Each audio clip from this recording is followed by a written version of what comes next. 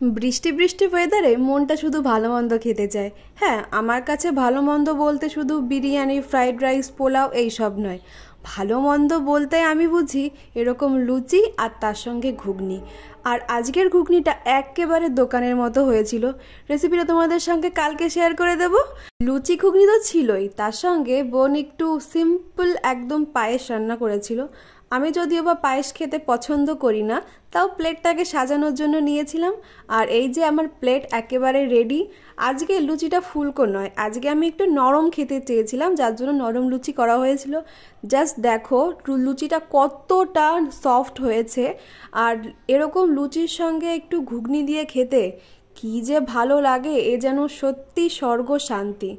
তোমাদের কার কার লুচি ঘুগনি পছন্দ অবশ্যই কমেন্ট করে জানিয়ে যেও।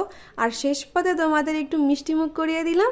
তো আজকের জন্য এটুকুই। সকলে অনেক ভালো থাকো, সুস্থ থাকো। Bye bye.